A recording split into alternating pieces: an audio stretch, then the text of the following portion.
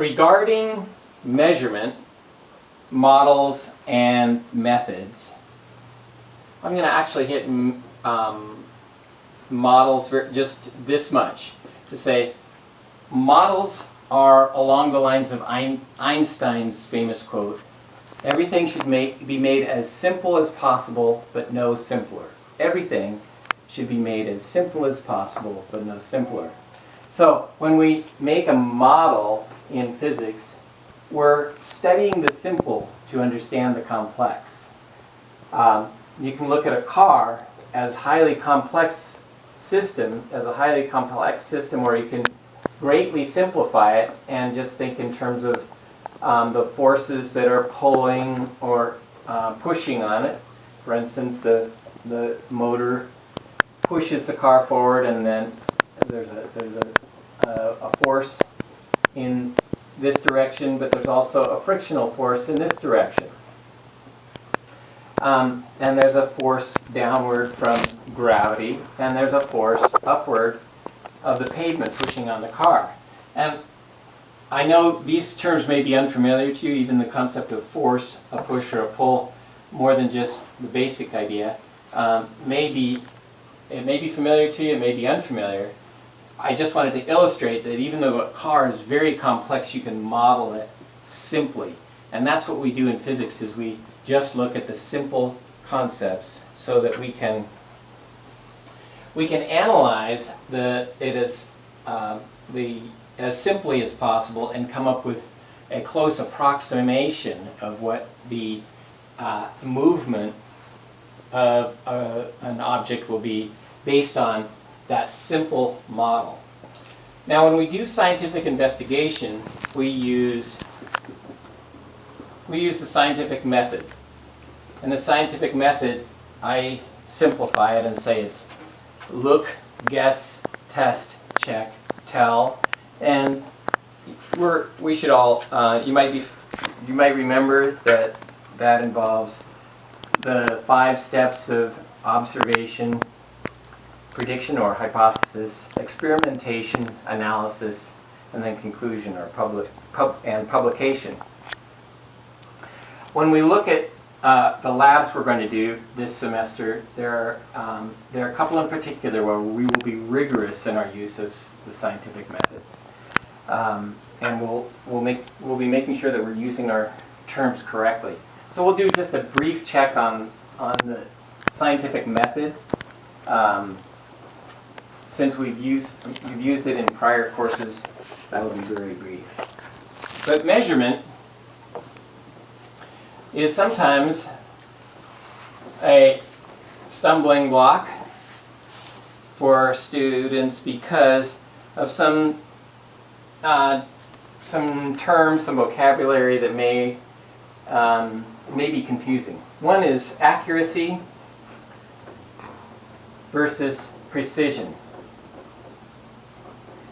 Now, accuracy, the best way I've heard it explained, the book does a very good job, and the PowerPoint, is when you think of this as, this is closeness to the expected value or result. If you're measuring, for instance, an example is, if you're measuring the speed of light, which we symbolize by c, there's an expected value, which is 3.00 times 10 to the 8th meters per second. So how close to that actual value are your experimental results? Closeness to an expected value. Precision has to do with what I call clusteredness. I know that's not really a word, but clusteredness. Or how clustered is it? For instance, you might measure several times the speed of light and end up with a very close value if you average all your measurements, but how close are each of the measurements to each other? And so it's clusteredness, or in this sense, grouping together But moving on to dimensional analysis. Dimensional analysis, still on the topic of measurement. Dimensional analysis could also be called units check. For instance, if we did some calculation that involved the velocity squared over the change in position or displacement, and we're wondering, and we have an expectation that it's going to equal acceleration. So we want to look and see, well, what are the units of velocity? It turns out that the units of velocity are meters per second. And so you have to square that. And the units of displacement are meters. And the units of acceleration, so I'm going to put a question mark, this is what you're checking, are meters per second, or meters per second squared. So what you have to do is actually dimensional analysis is you take this and you just do the simple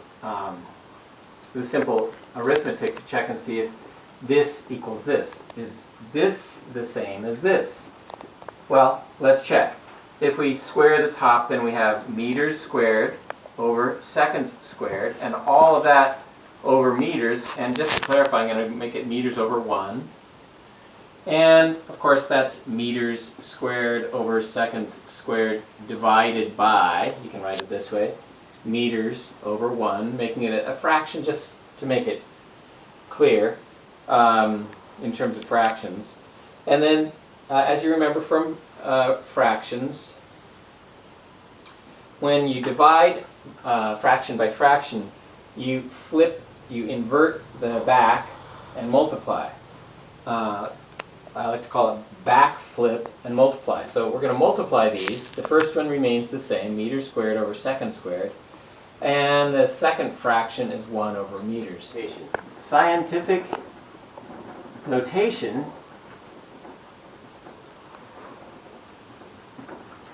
is just the form blank, decimal, and then however many blanks, times, and these are digits, times 10 to some power. Put a blank there. That's not a minus sign. I'll put a box just to make it clear. Okay, so this could be whatever this exponent is. For instance, you could have 5.3421 times 10 to the 8th power. And if we wrote that out, it's 5. If we get rid of this power of 10, we can do that by moving this 1, 2, 3, 4, and then we need 4 more zeros. So if we write in the blanks, 1, 2, 3, 4, 5, 6, 7, 8, and then a decimal is really what we want, because we're moving the decimal. We're basically taking this power of 8 and multiplying it times this front part and writing it as a conventional number. So that would be 5, 3, 4, 2, 1, 0, 0, 0, 0. Putting in our commas, it would be thousands, millions, 534,210,000. Or if you go the other way, if you have 32,100, that can be rewritten. You put the decimal there and move it over 1, 2, 3, 4 until it's there. Right after the first digit, you rewrite it this way. Yes, you should include these last digits because technically they are significant figures. And then since you have now you've changed it from a very big number, 32,000, down to just 3.2, and you've done it by the power of 10, 100, 1,000, 10,000, or 10 to the 4th power. But make sure you notice the things that are difficult for you and bring your questions, and I'll look forward to seeing you on Tuesday. Don't forget to look over the wiki thoroughly. Thank you.